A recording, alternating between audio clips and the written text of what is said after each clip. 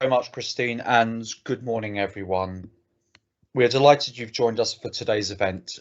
Dstl is at the forefront of delivering on the government's ambitious agenda to secure science superpower status by 2030. It is also embarking on its most ambitious agenda to date to develop the best innovative technologies and cutting-edge science to keep the UK safe, spending around an extra £1 billion with industry and academia over the next 4 years. Throughout the course of the day, you will hear from senior executives, teams leading the work in areas including cyber, space, AI, and many other exciting areas, as well as the opportunity to hear from the commercial team on how you can work with Dstl and access funding. The breakout sessions starting at 10:45 will provide you with the opportunity to engage with those delivery teams. So please do make the most of today to ask questions and understand how you can be part of delivering the government's agenda to secure science superpower status by 2030. So, as we have a packed agenda, I'm delighted to start today's event with a short video message followed by an introduction from Dstl Chief Technical Officer Andy Bell, who many of you will be familiar with following his informative presentation to ADS members back in December last year. Welcome back, Andy, and now over to the introductory video.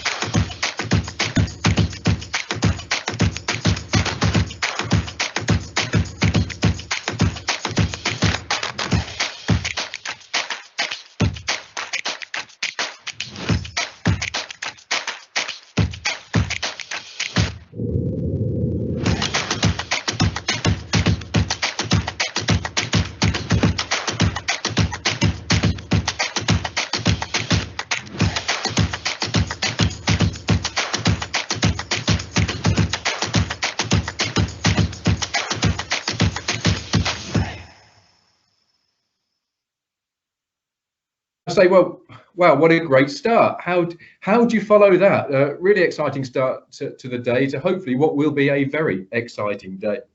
Good morning and welcome to Supercharging Science, which is part of a suite of activities that we're running to embrace the opportunity afforded us by the really hard fought for spending review settlement that MOD achieved for science and technology research and development. I'm Andy Bell, Dstl CTO, and we'll provide a very brief intro to kick the event off today. It's really great to see so many of you here online. It really marks the start of a new relationship which we wish to develop with industry and academia as we look to both develop the government's ambitious science and technology agenda to become a global science superpower, as Simon has already mentioned a couple of times, and also to support the modernisation of the armed forces and national security and policing.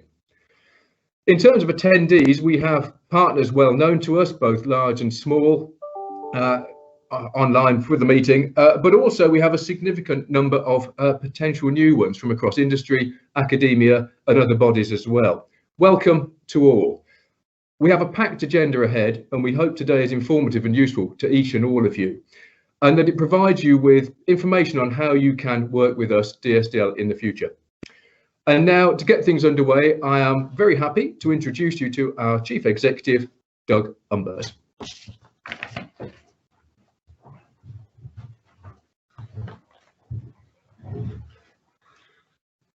Thanks, Andy.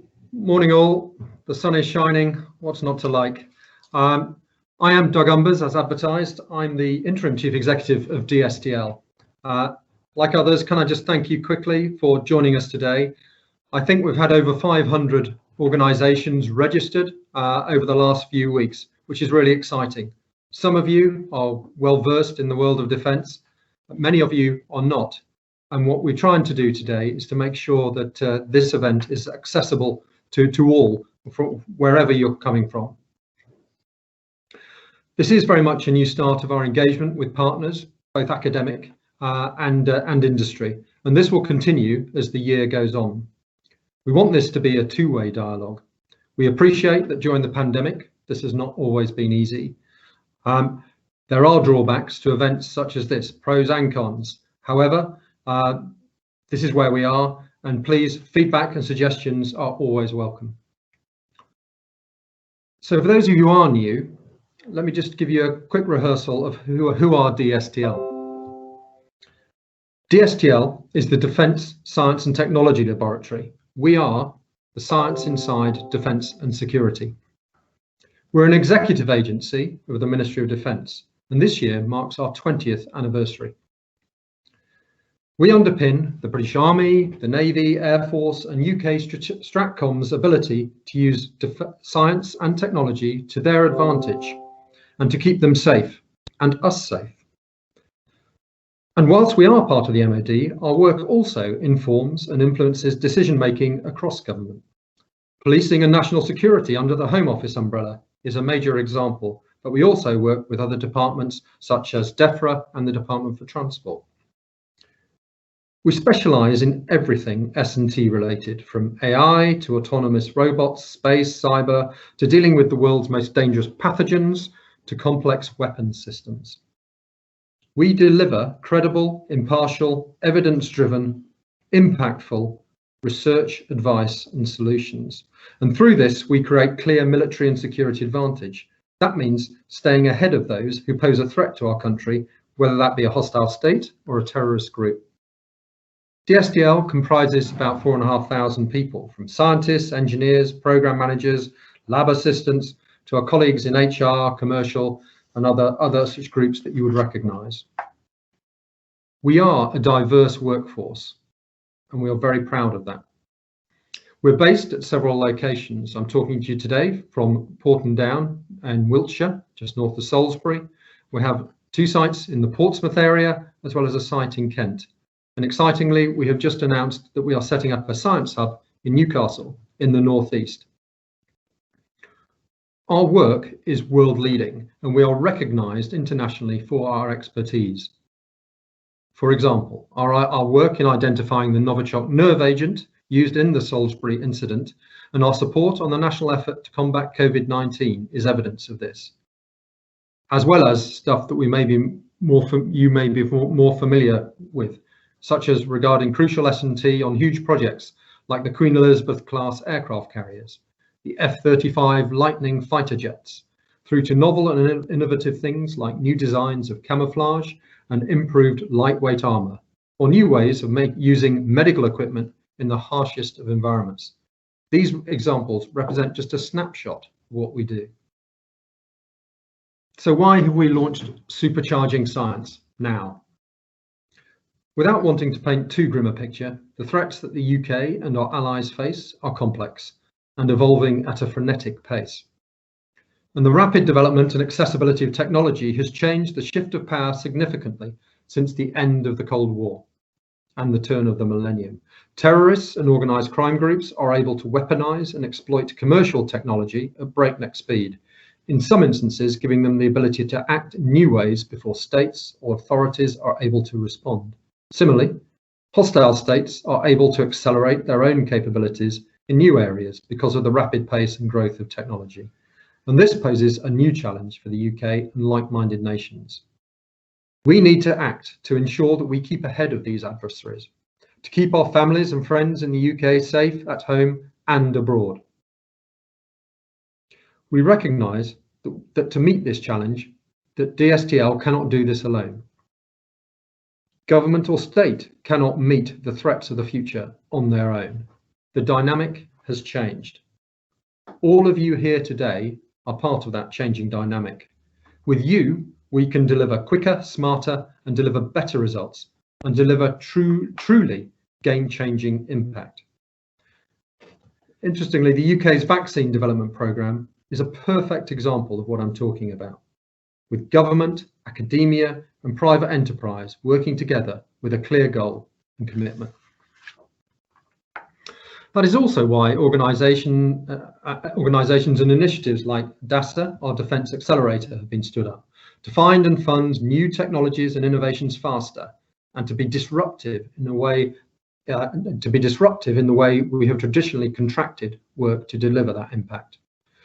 We've also created a new division at Dstl, Exploration, especially set up to identify and accelerate transformative technologies, systems, concepts, and strategies.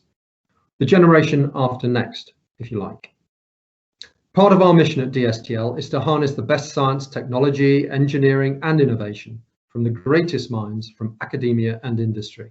This has multiple advantages to the UK, accelerating the development of truly world-class tech at larger scale, getting it into the hands of those who need it quicker, and presenting unprecedented opportunities for you to get your products to market or to commercialize and exploit your science and technology.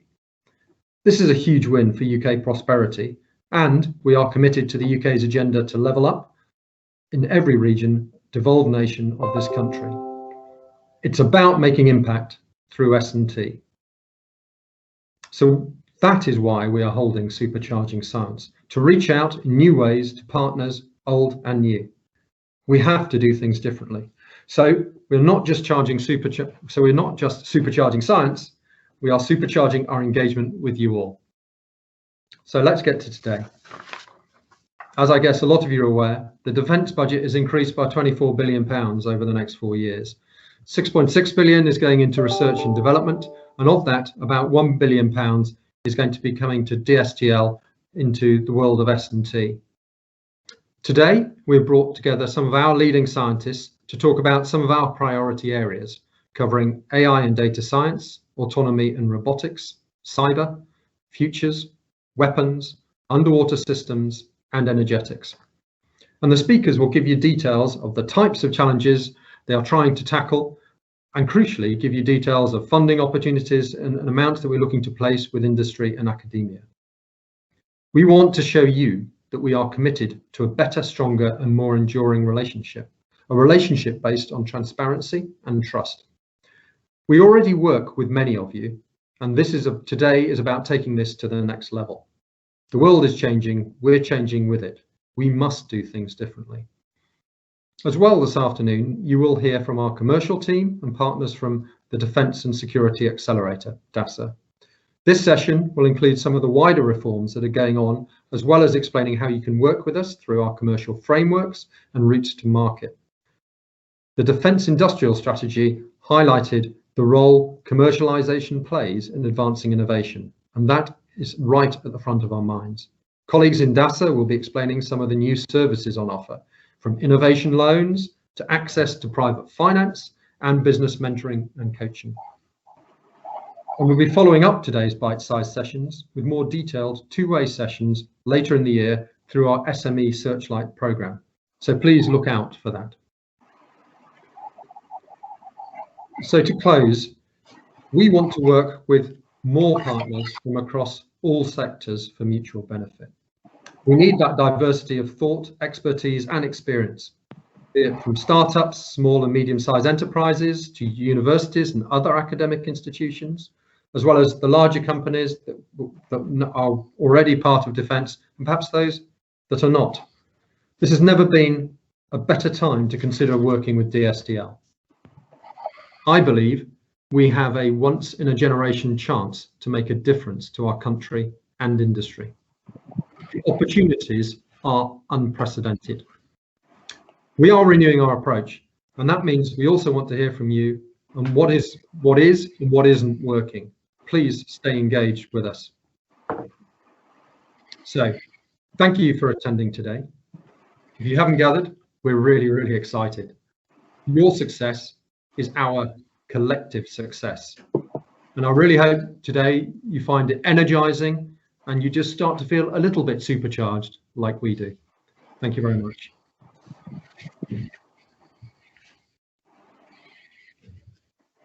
Many thanks, Doug, and of course, thank you to Andy for his introduction, and we will be hearing from Andy very shortly, as well as throughout the rest of the day. That just leaves me now to hand over to our next speaker. That's Dr. Nick Joad, again a familiar face to ADS members. Nick gave a presentation back in November, I believe it was, last year. So Dr. Nick Joad, Director of Defence Science and Technology, is up next. So over to Nick. Thank you. Good morning, ladies and gentlemen. My name's Nick Joad, and I'm the MOD Science and Technology Director. And I've been asked to provide a little bit of input and background to this Supercharging Science event. Now, I'm quite intrigued because I'm not an engineer, but my understanding of what supercharging is taking some of the work you put in and actually closing the feedback loop so you end up getting even more out of your internal combustion engine. So what I'd really like to see coming out today is to take some of the enthusiasm and drive and determination that we've built up to deliver this process, add it to all of your great ideas and your enthusiasm, close the loop and actually build some even more momentum to this sort of endeavour that we're embarking on. Now, as a government scientist, I think I'm allowed to say next slide, please. Okay, so the first thing you probably want to do when you're starting out in these sorts of events is say, well, you know, where are we? And the simple question here is to ask ourselves what's changed. And the answer, frankly, over the past 2 to 3 years is pretty much everything. The whole landscape has changed. We've got a whole load of new science coming down the way, be it quantum, high energy lasers, some engineering, biology, genomics. There's a whole set of new technologies and science coming through that we can pull through and use. There's an existing set of technology that's ripe for harvesting, primarily from the civil sector, and we're seeing that with AI, we're seeing that with autonomy, and we're seeing that in a sort of a number of areas. And frankly, there's a whole new set of new players coming to this, whether you're new to this particular community or not. There's a whole set of new people coming in that we need to work with and figure out how we can do that. And frankly, I'm not sure we've got new adversaries, but we've definitely got adversaries that have much more ambition about what they're going to do, and they have much more determination to actually exploit their advantage. All of that really is pretty much a conventional view about science and technology in the mod. I've been in the MOD about 35 years now, and that all fits in a fairly linear model about thinking about your threats, thinking about what capabilities you want, countering them, getting your technology pipelines going through and doing all of that. I think one thing I have observed over the past year, as we've gone into the integrated review. Now, the integrated review, for those who are not terribly familiar with it, is the government's opportunity to figure out where it wants to sit in terms of defence, security and foreign policy. And it was actually no surprise, if you look at how it was put together, that the first chapter in the integrated review is all about science and technology. And what we have is something new emerging for government, and that's a realisation that science and technology is actually a domain of competition and conflict. So the government is actually looking to use its science and technology prowess of the nation to generate soft and hard power. So it's actually quite a new and ambitious thing for it to do, and I think we're going to have to think about how we play into that. And then lastly, I mean, the fact that we're doing this virtually probably tells you quite a lot about the resilience of the country. You only have to look back about, what's happened over the past sort of 18 months or so to realise that actually science and technology gives the nation a great deal of resilience. It's one of the things, it's a bit like putting milk into babies. You should be really comfortable that putting money into science and technology is a really good insurance policy. And aren't we actually rather glad that we did some of that? And my observation there is that we didn't ask for some of this science and technology that we ended up doing, but we're rather glad we did it. And that's both in terms of COVID, climate change, some conflicts, the sort of Salisbury and Amesbury events that happened. We got ready to do things, and we're really rather glad we did. And then lastly, there's some rather more sort of grubby, down to earth things. The government genuinely believes that science and technology is a real engine for economic growth post Brexit, post COVID. And then one final thing that I'm not really going to talk about in terms of the background here is that there is an ambition within government to use its science and technology, its technical skills better. So not only do we want to do some better things, but we want to do things better. So there is a drive within government to actually get better at doing that, to actually understand the future a bit more from a technology lens, and to actually make better decisions, which maybe on another occasion I'll come and talk to people about. So next slide, please. Well, that's a really rather scary but exciting world. And what did we do in response to that as we're going into the IR, and then what comes after that is the spending review, which is how we're going to spend the money or get the money.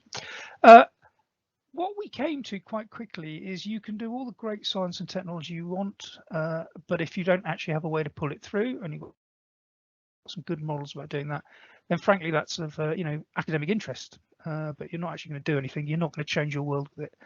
But also, we've been on operations for 20 years, and actually, frankly, some of those pipelines were getting a little bit empty. We had exploited and pulled through an awful lot of stuff. So very much, our bid into the integrated review and the spending review was all about having some coherent and balanced pipelines. And there's a number of things on the slide that, I'm not going to talk through in a lot of detail here, but to do with acceleration, pull through, and all those sorts of good things. The one thing I will say is, if we look in the science and technology sort of world, the S&T world that we classically are interested in, the thing we have picked up through the S&T strategy is we need to worry about that generation after next, and we need to worry about the things that nobody else is going to do for us. So the message really here is, let's worry about having a coherent and balanced pipeline and approach, and let's really focus on the stuff that we can't get from anywhere else, because we're not proud. We'll take it from wherever we can get it. Okay, so let's think about that. So we are pitching for an advanced technological future, and actually, when you come to do that, you've got two things you have to worry about. So you can worry about what's the outcome you're after, which is great, and we'll talk a little bit about what those are. But then actually, there are things in that outcome that are very uncertain, and that carries quite a lot of risk if that's the only thing you do. So what you need to do on your journey is actually make sure you're looking at all the opportunities you've got, and in our space that's largely about keeping an eye on technologies that you want to actually push a little bit, even if you don't know what you're going to do with them. Okay, next slide please. Okay, so let's think about the challenge pool, and hopefully you've had a read of the S&T strategy. These are in the S&T strategy. Where did they come from? Well, they actually were some quite clever work at looking through MOD's future operating concepts and doctrine, and deciding where were the areas where we thought science and technology had the biggest impact. Now, I know you've got quite a lot of conversation later on about these different areas, so I'm not going to run through them. But we are looking to generate a step change in our capabilities in all of these areas. So it's worth thinking about those. Next slide, please. Okay, we talked a little bit about capability pull. If we don't necessarily have that right, what are the technologies whose opportunities we don't want to miss? Again, you can go on the internet and find out. We publish a set of a different technology framework, and that's those sorts of technology families. Everybody has a set of technology families, great technologies. There's government reviews, and NATO reviews and all sorts of things. What I would say is, although they're not terribly surprising, I don't think there's any surprises in terms of the technologies in there. What we did do as part of figuring out the DTF was actually say, what are the areas we think these technologies are going to be applied into the most effect? And that's actually because one of the difficult things in the defence world is doing some of the system integration and the pull through into service. So that's why we wanted to give people a little bit of a flavour about where we thought those technology applications might be. So that's our capability pull and our S&T push. So that gives you an idea about how we're going to go after that state. Well, let's have a little bit of a stop there and move on to the next slide. What do we need from you? So we need lots of things from you. We need your good ideas, we need your technology, we need your drive, we need your determination, and all of those things we're going to talk about during the course of the day. But some observations from me as I take a little bit of a step back from what we're trying to do here. Now really is the time to supercharge our efforts. I've been in the defence S&T world for about 35 years, and this is probably the best opportunity we've got to make a real step change difference. It genuinely is a once in a generation opportunity for us. The government's put a lot of faith in us, and they put a lot of money in as well, actually. And don't be mistaken, they will be looking for us to deliver, and we should be constantly thinking about that. Are we actually spending all of this hard-earned taxpayers' cash to the best effect we can? Let's be really clear about what we're trying to do with it and how we're doing it. The next point I would make is, I'm a bear with a small brain, but I've got some quite smart people who've worked on this for me, and they're smart enough to have done a good job so far. But we're also smart enough to realise that we don't have a monopoly of good ideas. So actually, what we want from you is an open and honest dialogue about what we're trying to do and how we're going to do it. And if you've got any great ideas, frankly, we'll be in there and we use them. We really are not proud about that sort of thing. And then if I can come back to the last thing where I talked about technology pipelines and how actually that was the real thing that when we made our pitch to the Treasury that made it really struck a resonance with them and really helped us get to where we've got to. We have to worry about pull through of these technologies and these pipelines. Having technology won't be enough in this great competition we face. We're going to have to figure out how to pull it through at pace and at scale. So I would think about all of those things. And lastly, because this is such a formative time, in science and technology in the MOD, I'd really challenge ourselves, and I'd ask the question: what difference are we going to make with what we're doing? And I think as you go through today and you look at all the opportunities and all the great ways you can contribute and become involved, I would just constantly challenge yourself. What difference are we going to make with what we do? Because this is a brilliant opportunity, but we really do have to deliver on it. Now, at that point, I'll hand over to people doing all the more detailed stuff, and thank you for your time. So go and have a great day and really get supercharging what we're going to go after. Thanks very much. Thanks very much, Nick, and as ever, always good to have you talking to our community. That leaves me now just to hand back to Andy for the last of our main conference sessions before we wrap up and start moving into the plenaries. So, Andy, back over to you. Yeah, thank you very much, Simon. That was a great intro from both Doug and from Nick there. Really providing, I guess, the context for the rest of the day. We've got a great agenda coming up, without a doubt. We've got so many fascinating areas of work that are developing, actually, that it's been difficult to choose which sessions we will highlight, which areas we will highlight in each of the sessions. But what we have done is focus on areas that really do strongly align with the government uplift. You could just move on to the next slide, please. That's great, thank you. It's a bit of a bare and rough and ready slide, and it is actually very much indicative in terms of future funding. But this is what we're expecting to be the uplift in terms of what we would be spending with our suppliers. So this isn't the total, this is the uplift we're expecting from the spending review return. Indicative numbers, obviously, and not all of this money may go through Dstl. There may be other sources of this money, but as we've alluded to already, this really is once in a generation, once in a lifetime opportunity for us to really land the importance of science and technology for defence, security and policing within the UK. If we're able just to go back to the holding slide, that'd be great. Thank you very much. What I'd like to do is just focus on a couple of the areas that we think are going to be important. I've got a couple of case studies just to run through in a minute, but the areas you'd expect us to see highlighted, I guess, are those around space, cyber, artificial intelligence. They won't be a surprise to people, and we've got more detail on those coming up shortly. But we'll also be focusing on underwater, novel weapons, and futures, where we're looking to try and generate novel concepts, systems, and technologies to enable defence as we move forward. And actually, the importance of that within the lab has been demonstrated through our reorganisation to set up a new division, exploration division, which is very much focused in that area. And you'll hear more of that later. So the areas I'd just like to highlight as examples of what can be achieved are as follows. The first one really is in the test and evaluation space. One of the companies we've been working with for some time now is S&C Thermofluids.